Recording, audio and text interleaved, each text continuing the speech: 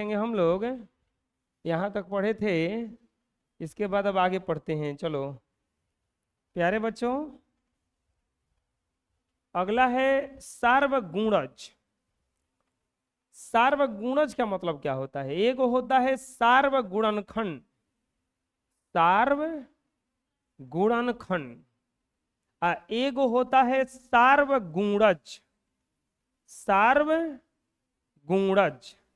ये दोनों अलग अलग है। सार्वगुणनखंड भी अलग है और सार्वगुणज भी अलग है। कैसे अलग है देखो। सार्वगुणनखंड का मतलब होता है कि जैसे 12 और 14 का जो सार्वगुणनखंड है 2 है, मतलब 2 से ये भी कट जाएगा, 2 से ये भी कट जाएगा, ये कहलाता है गुणनखंड। सार्वगुणज क्या है? तो ऐसा चीज जो सबके गुणा में हो। जैसे देखो, 2 या 2 से अधिक संख्याओं का सार्वगुणज वह संख्या है जो उनमें प्रत्येक संख्या का गुणज है।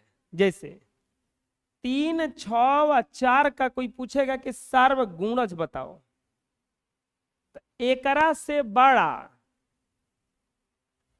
कोई भी संख्या लेंगे जिसमें इन संख्याओं से भागा देने पर कट जाता हो। जैसे देखो, 3 से 12 में भागा दोगे, कटेगा कि नहीं कटेगा?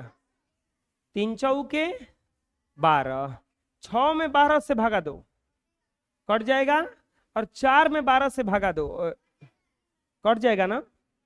सबसे कट रहा है। चलो 24 देखते हैं। 24 को देखो, 24 में 3 से भागा देंगे, 24 में 3 से जब भागा देंगे पूरा पूरा कटेगा ये। 24 में 3 से भागा देंगे, 3 आठे 24, कट गया। 12 में 3 से भागा देंगे, 24 में 6 से भागा देंगे, 6 चौके 24, कटेगा ना। और 24 में 4 से भागा देंगे, 4 छके 24, कट जाएगा ना। सबसे कट रहा है कि नहीं कट रहा है? तो इसी को कहा जाता है सार्वगुणज। क्या कहा जाता है? सार्वगुणज निकालना बहुत आसान है। सार्वगुणज जो है ये निकालना बहुत आसान है। देखो कैसे सार्वगुणज निकालना बहुत आसान है। देखो कैसे सार्वगुणज निकालने के लिए कुछ मत करो, इसका एलसीएम निकालो पहले। तो 3, 6 और 4 का एलसीएम निकालो, 2 से कटेगा, 3 2 3 6 और 2 2 निके 4, अब नहीं कटेगा, 3 से कटेगा, 3 एकम 3, 3 एकम 3 और 2, अब ये हो जाएगा 2 गुना 3 गुना 2, गुना करेंगे, 3 2 निके 6 व 6 2 निके 12, कितना आ गया यहाँ पे? 12 आ गया। तो ये देखो 12 आ गया, तो ये को संख्या आ गया शुरू में। अब इसी का पहाड़ा लिख दो, सार्वगुणज होगा 12, 12 2 निके बढ़ती आई 12 चौके 12 पचे, ये जितना भी अगर पहाड़ा आएगा सब 3, 6 और 4 का सार्वगुणज होगा। जैसे देखो, मान लो कोई पूछेगा कि 2, 3 और 5, 2, 3, 4 का सार्वगुणज लिखें। प्यारे बच्चों, किसका किसका कह रहा है? 2, 3 और 4 का। तो क्या करेंगे, 2, 3 और 4 का निकाल दो लघुत्तम, 2 से कटेगा, 2 ये 2 कट जाएगा एक बार में, ये 3 और ये 2, अब नहीं कटेगा, 2 गुना 3 गुना 2, 3 2 निके 6 व 6 2 निके, पहला संख्या क्या आया? 12। तो लिखेंगे 2, 3, 4 का सार्वगुणज अब बराबर क्या हो जाएगा इसमें? 12। इसके बाद इसके बाद इसके बाद इसके बाद इसके बाद इसका जितना पहाड़ा होगा सबके सब आंसर हो जाएगा। आया समझ में? बुझा जाएगा? चलो बना लो इतना। अगला आता है रिमेंबर पॉइंट, याद करने वाला कुछ पॉइंट है। देखो क्या, यदि कोई संख्या 2 या 2 सह अभाज्यों में से प्रत्येक से विभाज्य हो तो पहली संख्या दो सहभाज्य संख्याओं के गुणनफल से विभाज्य होंगे। यदि दो संख्याएं किसी संख्या से विभाज्य हो तो इन संख्याओं का योग तथा अंतर भी उस संख्या से विभाजित होगा। मतलब समझो, अब सहभाज्य संख्या बताएं, जैसे 14 और 9 अपने में कटेगा नहीं, दूसरा दूसरा से कट जाएगा, अपने में नहीं कटेगा, ओकरे के क्या कहा जाता है? सहभाज्य। ओकरे क्या कहा जाता है? सहभाज्य कहा जाता है। अब देखो यहां पर आता है कि मतलब क्या है कि यदि कोई संख्या दो सहभाज्य संख्या में से प्रत्येक से विभाज्य है तो पहली संख्या दो सहभाज्य संख्याओं के गुणनफल से विभाजित होती है। मतलब देखो, अगर 14 है और 9 है, ये दोनों संख्याओं से अगर कोई संख्या विभाजित हो रहा है, मान लो इस संख्या से विभाजित होता है 126, अगर 126 14 से भी कट जा रहा है, 9 से भी कट जा रहा है, तो 14 में 9 से गुणा करेंगे, 14 हमारा 100, यानी कि इन दोनों का जब गुणा करके इसमें भागा देंगे तो गुणनफल से भी यह कट जाएगा, गुणनफल से भी यह कट जाएगा। और दूसरा चीज, यदि दो संख्याएं किसी संख्या से विभाजित हो तो इन संख्याओं का योग या अंतर भी उस संख्या से विभाजित होगा। जैसे देखो, अगर मान लो कि रहे 18 और 24, किससे विभाजित हो रहा है? 6 से। किससे? 6 से। 6 से दोनों कटेगा ना। अब इन दोनों संख्या को जोड़ेंगे ना, वो 6 से कट जाएगा, इन संख्या को घटाएंगे अगर, वो 6 से कट जाएगा। जोड़ने पर कितना आएगा? 42। 6 के पढ़ा में 42 आता है कि नहीं आता है?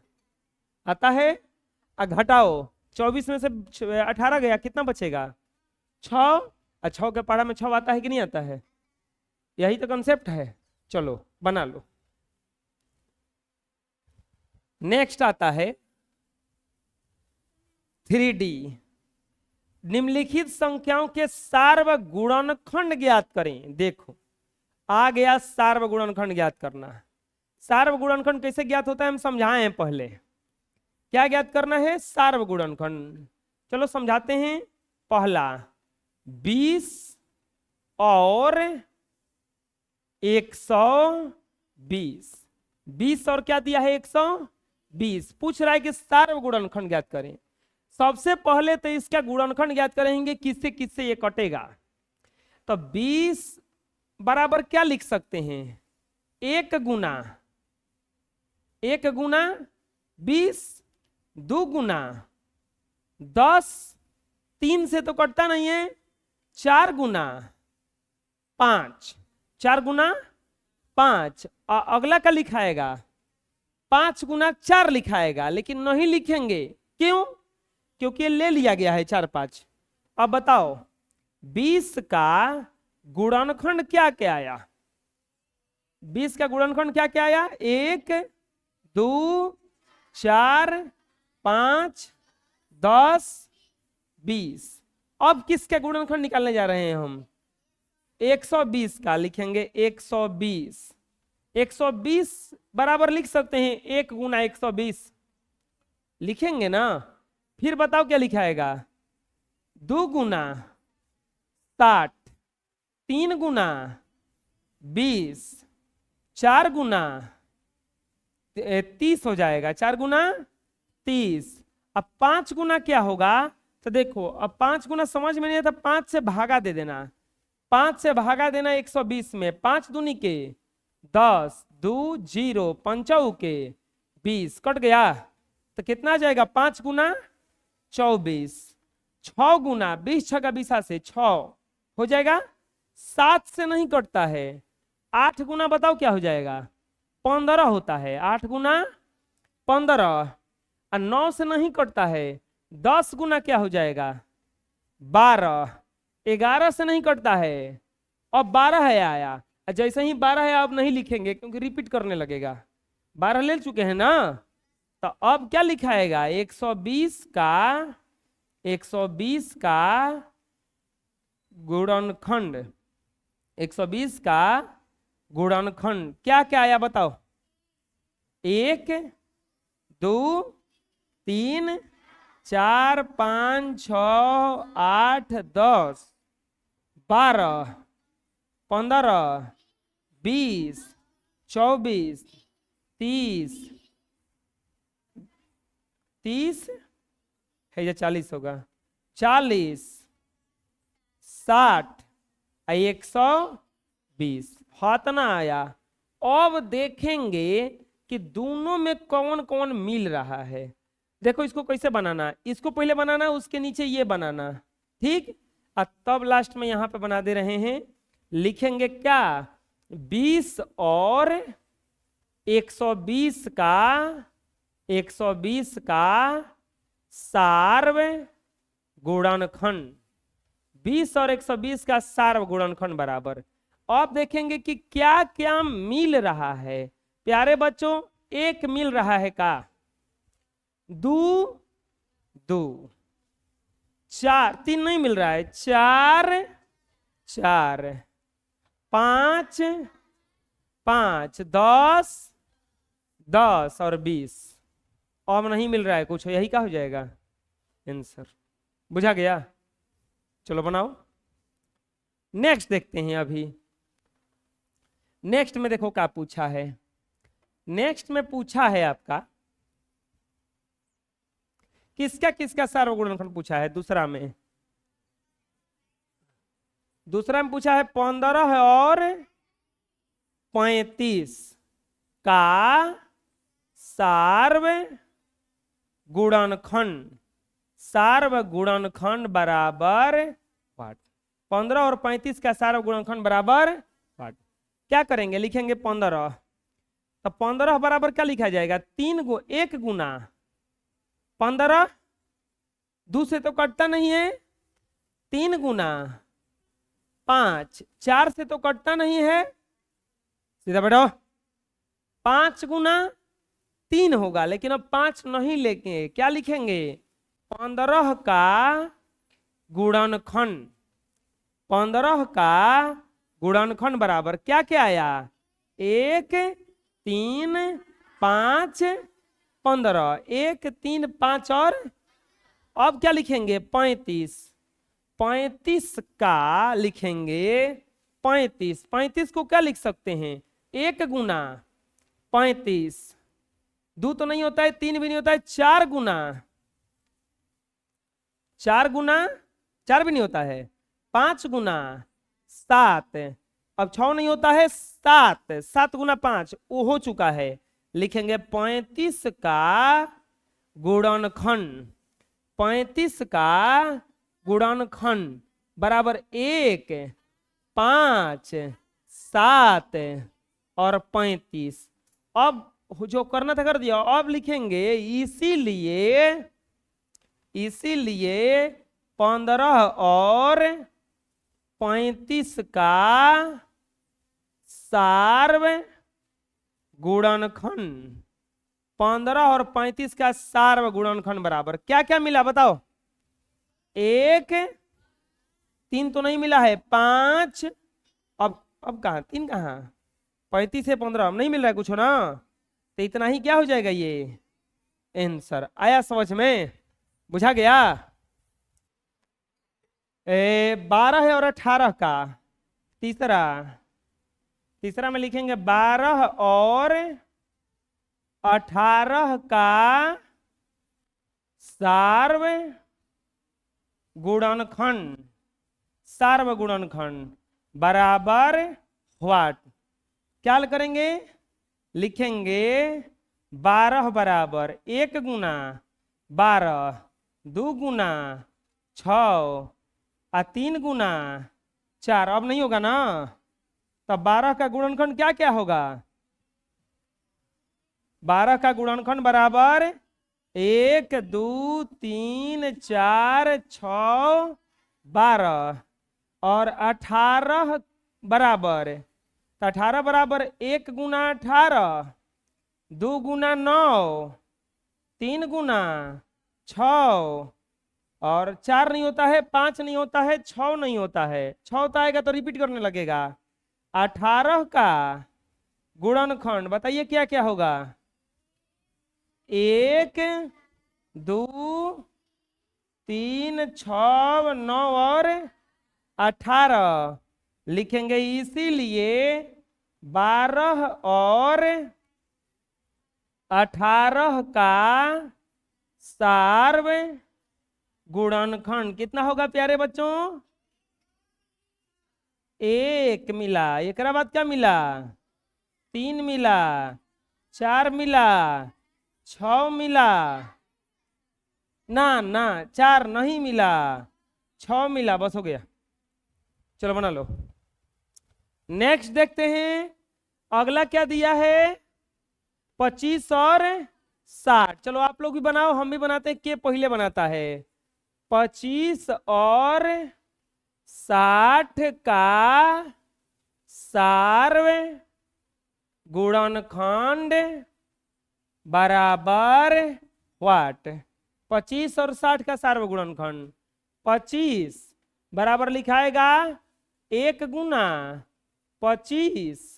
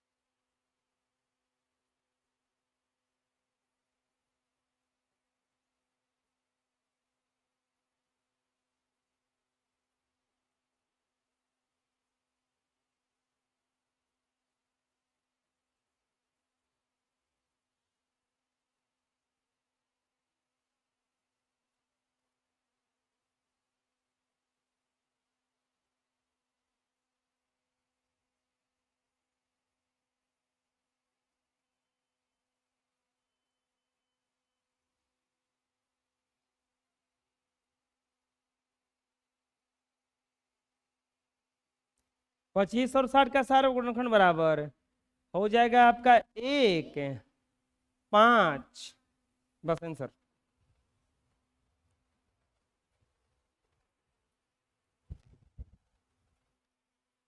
चलो नेक्स्ट देखते हैं।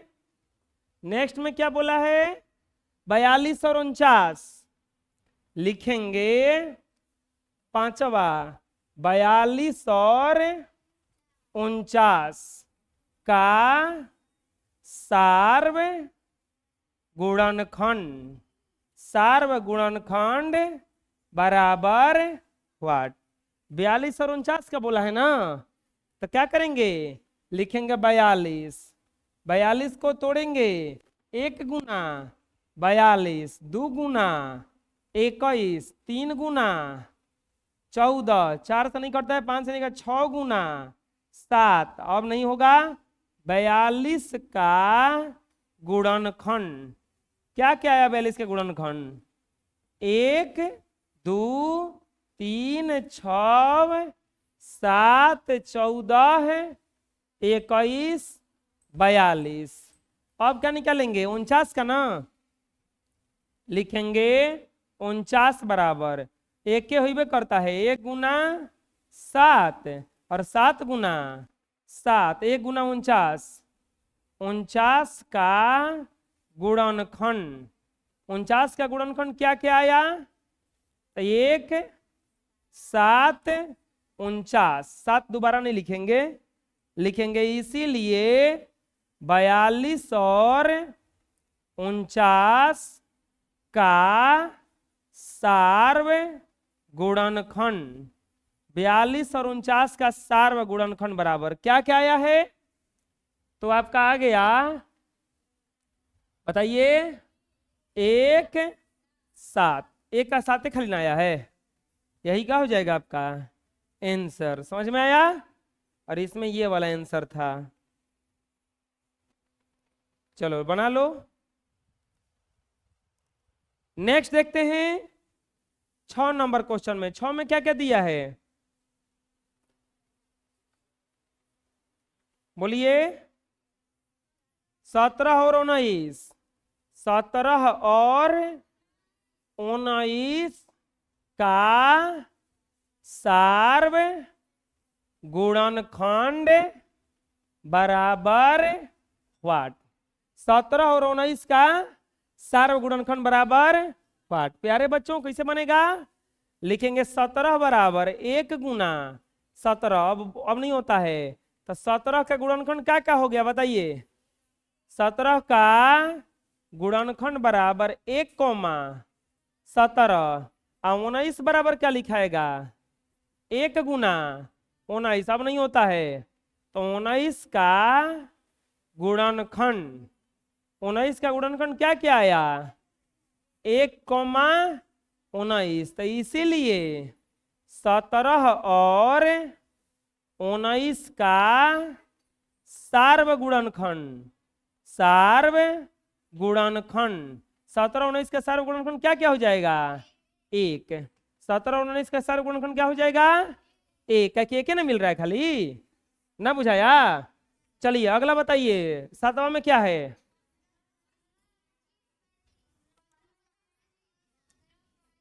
15 25 और 35 यही दिया है ना।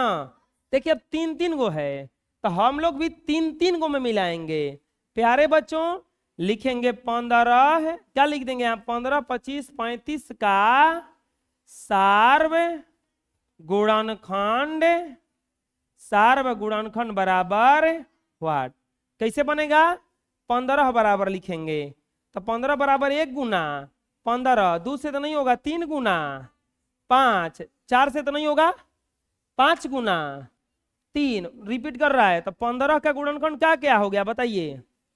15 का गुणनखंड बराबर आ गया 1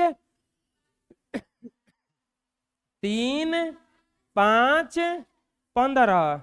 अब क्या करेंगे 25 का ना, तो 25 बराबर केवल होता है 1 गुना 25 और 5 गुना 5 ना। तो बताओ 25 का गुणनखंड क्या क्या आया, 25 का गुणनखंड बराबर 1 5, 5 दोबारा नहीं लिखेंगे 25।